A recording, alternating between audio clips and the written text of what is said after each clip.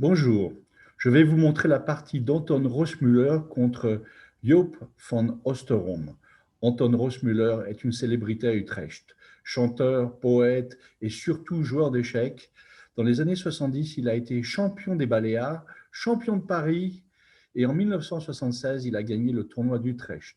Son adversaire n'est autre que le milliardaire Joop van Oosterom, grand amateur et mécène des échecs. La partie a été jouée au tournoi d'Utrecht en 1976. Dans cette partie, nous allons voir la conception du jeu d'Anton Rossmüller, l'activité, les principes de base et l'émotion. Anton commence avec D4, cavalier F6, C4, C5, attaque le centre, D5 et B5, le Gambit-Volga. Les noirs proposent un pion tout de suite, c'est un sacrifice pour ouvrir les colonnes et pour pouvoir avoir du jeu sur l'aile d'armes. Anton, à la place de prendre le pion, il l'attaque. Il l'attaque. Donc, il attaque le pion maintenant 2 fois. Donc, s'il prend le pion sera défendu, est déjà défendu par C4 et il ouvre une colonne. Donc, les noirs proposent un gambit et les noirs et les blancs les blancs vont accepter le gambit s'ils le peuvent et le pion sera défendu tout de suite. Les noirs doivent faire quelque chose. Ils prennent en C4. Donc c'est rigolo. Les noirs proposent un gambit et pour finir, ce sont les blancs qui, eux, font le gambit. Cavalier C3 développe une pièce. D6, cavalier F3, G6, il faut développer les pièces, les mettre en activité. Les noirs vont essayer de trouver du jeu au centre. Cavalier D2, alors il attaque le pion en C4, le cavalier ne sera pas attaqué en C4, ne peut plus être chassé de C4, ou bien il peut aller aussi en E4 pour s'échanger contre un défenseur. Sur C4 et sur E4 aussi, il a une vue sur D6. Ça bloque les noirs qui veulent se développer et où est-ce qu'ils vont trouver du jeu. Fou A6 retarde le développement des blancs. E4, fou G7, fou E2. Il ne prend pas le pion tout de suite. Il attend, il veut se développer. Et au bon moment, il pourra prendre le pion. Le pion ne peut pas être défendu. Petit roc, petit roc. D6. Tout de suite, le pion D5 est attaqué. Les noirs veulent ouvrir une colonne pour avoir du jeu, pour pouvoir faire jouer leurs pièces. Fou C4. Maintenant, les blancs prennent en C4 et ils regardent vers le roi. Ils ont la diagonale blanche. Ils appuient sur la diagonale blanche. Que vont faire les noirs? S'ils prennent en C4, ça aide les blancs parce que les blancs vont pouvoir jouer leur cavalier en C4 qu'on ne pourra plus chasser et qui toujours regardera sur D6. E prend D5. Le fou noir regarde aussi vers la tour, donc le fou ne peut pas prendre en D5. E prend D5. Et on se demande qu'est-ce que fait le fou en C4. Il regarde son pion, il protège son pion. Un fou derrière un pion, il n'y a pas beaucoup de perspectives. On se demande que fait le fou là. Bon. Les noirs gardent leur fou, ils le jouent en B7 et le pion D5 est attaqué 2 fois, ce qui ce qui maintient un certain équilibre. Les blancs doivent aussi protéger le pion. Il est protégé maintenant 2 fois par le fou et par le cavalier. Bientôt, il le sera aussi par la dame. Mais de cette façon, les noirs gardent un œil sur le pion. Et les noirs veulent se développer, jouer leur tour et leur cavalier pour pouvoir maintenir un équilibre. Cavalier E4 pour échanger un défenseur. Cavalier prend E4. Cavalier prend E4. Il contrôle la case D6, ce qui ralentit le développement des noirs. Les noirs ne peuvent pas jouer cavalier D7, sinon ils perdent le pion. D'un autre côté, le fou noir maintenant contrôle la grande diagonale noire et les blancs ne peuvent pas jouer leur fou. Le pion n'est pas soutenu.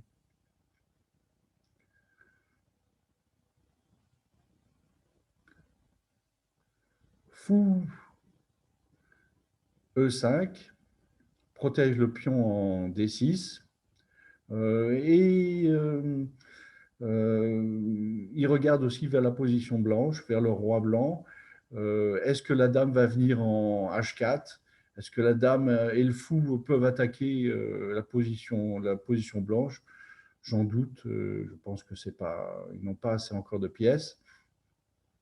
Et peut-être que c'est un coup aussi provocateur pour créer des faiblesses dans la position blanche. Mais c'est ce que les blancs, ça fait le jeu des blancs qui tout de suite chassent le fou. Fou des 5 échecs. Roi H1, la seule case. Tour 8, les noirs se développent, prennent le contrôle du centre. Cavalier G5, le cavalier n'était pas soutenu. Et maintenant, on voit les pièces blanches, le cavalier, la tour en F1, le pion qui va pouvoir aussi attaquer la position, la position noire, les pièces blanches qui sont à proximité du roi. Il n'y a pas beaucoup de défenseurs. Il y a le fou en D4,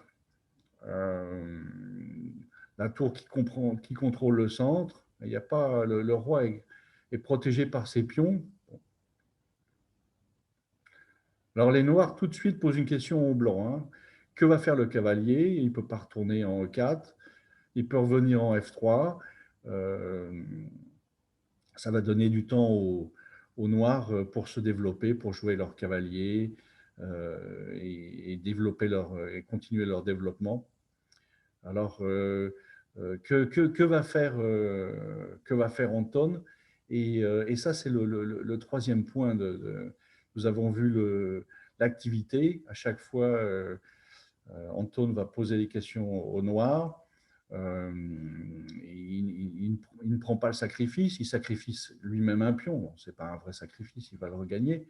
Et il a développé ses pièces, il a ses pièces qui sont actives, la tour, la dame.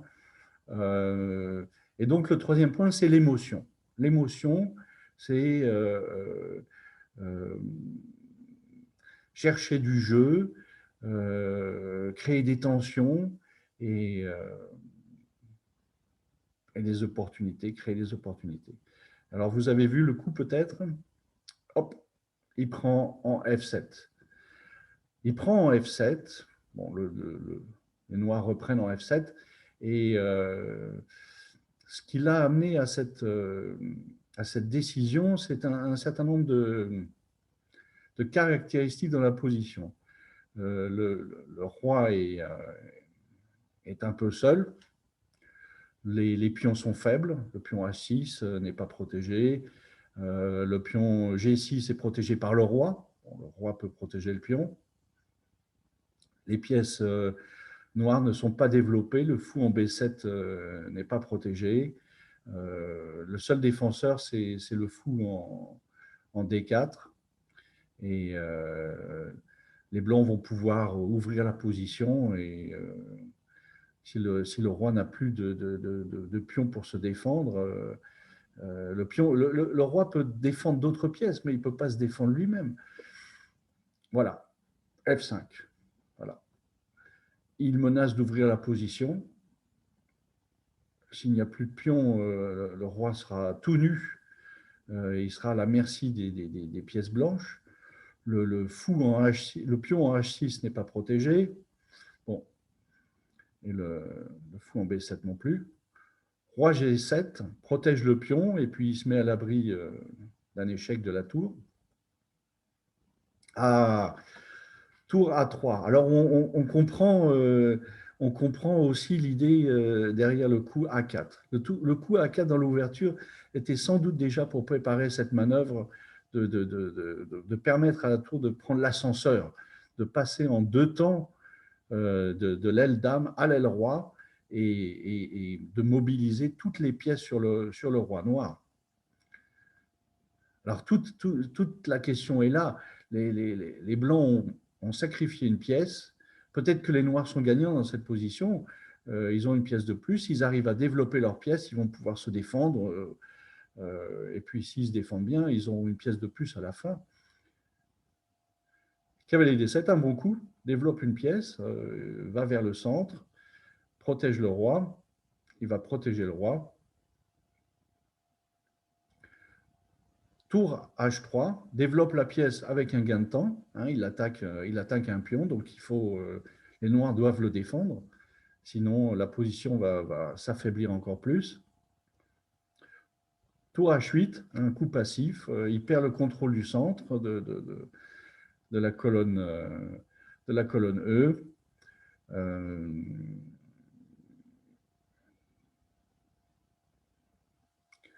Dame B3, encore attaque une pièce qui n'est pas protégée pour pouvoir se développer. C'est comme si c'était un coup gratuit.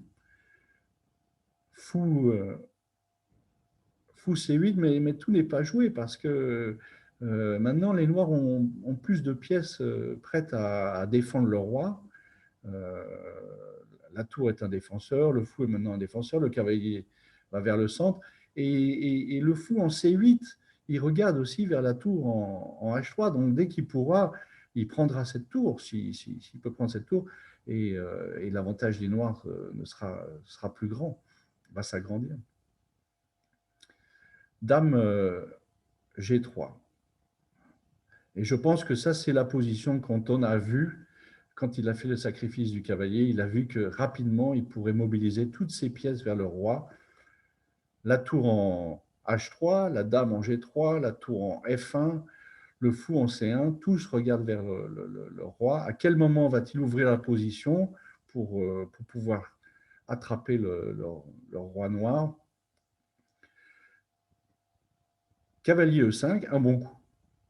Il protège le pion en G6, immobilise une pièce, c'est un défenseur en plus, et il attaque aussi le fou en C4. Alors les blancs ne peuvent pas encore perdre une pièce, il faut qu'ils fassent quelque chose. Bon, ils vont attendre. Fou E2. Donc toutes les pièces blanches sont maintenant mobilisées sur le roi noir, et ça c'est les principes de base. Hein. Il a mobilisé toutes ses places, il a amassé toutes les pièces sur le roi noir pour les porter à un paroxysme. La position va craquer à un certain moment. Peut-être que cette position est gagnante pour les Noirs. Peut-être qu'elle est gagnante pour les Noirs parce qu'ils ont une pièce de plus, ils ont des défenseurs maintenant. Euh, mais les Blancs ont toutes leurs pièces amassées sur le roi. Une petite faute et toute la position va s'écrouler et le roi sera, sera pris prisonnier. Prisonnier. Alors, il y a une défense dans cette position, il y a un coup de défense. Je ne l'ai pas vu. Je ne l'ai pas vu. Je vous laisse 2 temps pour voir si vous trouvez le coup de défense. Dans cette position, sans doute, Dame F6 et le coup de défense. Si les Blancs, si les Blancs prennent en G6, Les noirs peuvent reprendre avec la dame en G6. Le fou, la tour en H3 est attaquée par le fou. Il y a une pièce d'attaquer. Et si les noirs peuvent échanger les dames, l'attaque est terminée. Donc dans cette position, sans doute que dame F6 est le coup de défense. Mais c'est un coup qui est difficile à voir. Moi, je ne l'ai pas vu parce que il y a beaucoup d'informations contradictoires qui m'arrivent à la pensée. Et dame F6, c'est un coup qui est difficile. On ne veut pas mettre sa dame sur la ligne de la tour. Donc, c'est un coup difficile à voir. Les noirs jouent G5. Ce n'est pas. C'est encore une position égale, je pense. Quoique la position noire s'affaiblisse.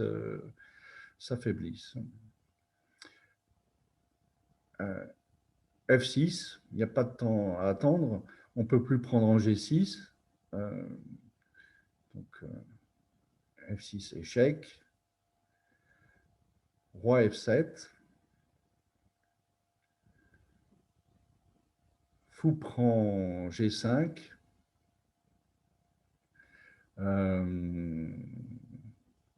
Alors là, il y a toutes sortes de variantes. Les noirs vont prendre en H3. Ils vont prendre en H3. Alors, s'ils prennent en G5, alors, ça paraît, on prend une pièce, on attaque encore une pièce. Là, les noirs ont pris encore une pièce. Bon, où est le gain? Et si les noirs peuvent échanger les tours, alors ça, ils vont sans doute réussir à se sauver. Bon, alors il y a fou H5, tour prend H5.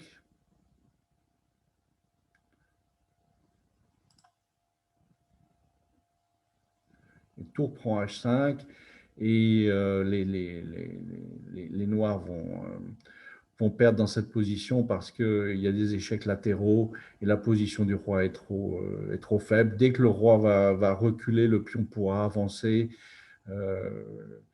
Les noirs, les blancs rentrent dans la position. Il y a une autre variante. Si les noirs jouent roi F8, hein, ne pas permettre aux blancs de pénétrer la position. Bon, il y a dame G5 qui menace mat en G7. Par exemple, dame D7. Il y a un coup spectaculaire. Fou F7. Alors sur dame F7, tour prend H8 et c'est mat au prochain coup. Et les noirs doivent intercaler la dame et les blancs prennent la dame et c'est mat. Un autre coup spectaculaire, c'est si on prend avec le cavalier. On prend avec le cavalier, attaque la dame, protège la tour en H8. Bon, aussi une position spectaculaire. Dame G7, échec. Roi E8, seul coup. Alors, est-ce que vous avez déjà vu le mat? Tour H8, échec. Seul coup, cavalier prend H8. C'était aussi l'idée, cavalier prend F7. Et maintenant, où est le mat? Dame G8, mat. Encore. Donc, c'est une position qui est difficile. Je vais remettre la position. Voilà. Sans doute qu'il y a encore un coup de défense. Difficile à voir avec les différentes menaces. C'est dame G8. Sans doute que c'est encore qu'il y a encore qu'on peut se sauver, que les noirs peuvent encore se sauver quelque part s'ils arrivent à échanger une pièce. Bon, un coup difficile parce que c'est pas un coup qui est concret, dame G8. Donc les noirs jouent fou prend H3. on échange encore une pièce, on augmente l'avantage matériel. Échec, fou H5 échec. Alors si les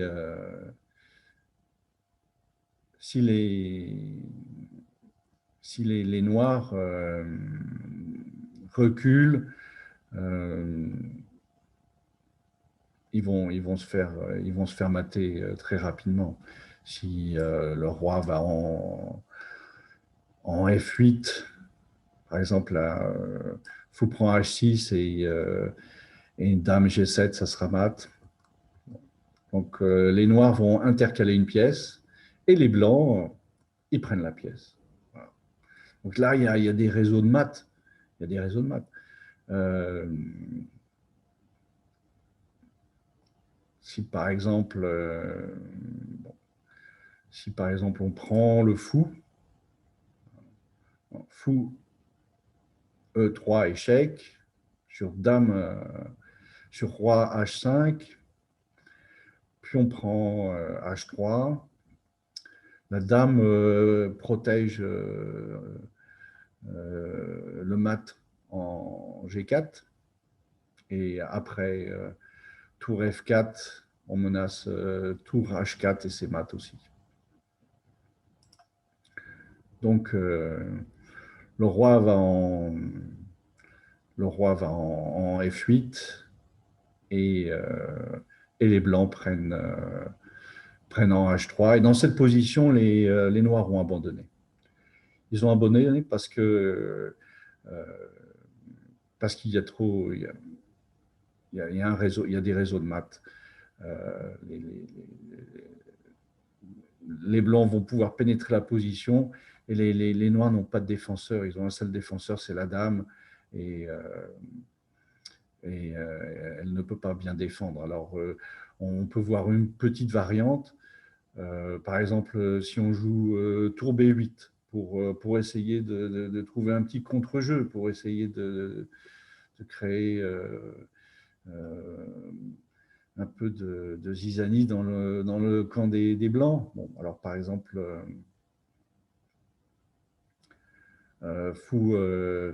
sur fou H6, par exemple, bon, si les noirs prennent le fou, dame échec, et ça sera mat tout de suite. Et si les noirs vont sur la dernière case, sur la case G8, eh bien, il y a mat en F7. Hein, F7. Alors ça, c'était un peu trop facile pour les blancs. Alors une autre variante, c'est H5, par exemple. Les blancs ne peuvent plus prendre le pion, ne peuvent plus faire échec et forcer la position noire.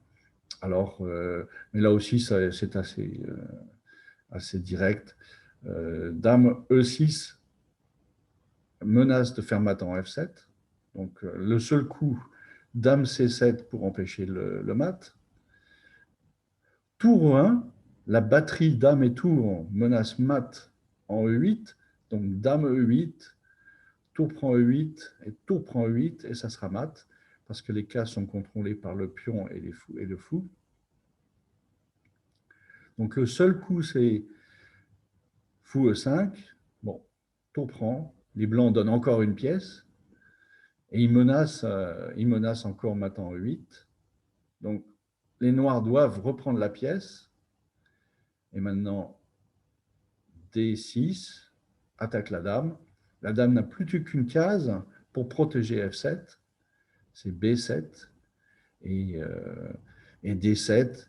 Et mat au coup suivant, on ne peut plus empêcher le mat en F7, ou bien il faut encore donner du matériel. Donc, dans cette position, dame prend H3, les noirs ont abandonné. Ah, bravo Anton. Et comme Anton dit bien souvent, de l'avant, allez de l'avant, il ne peut rien vous arriver.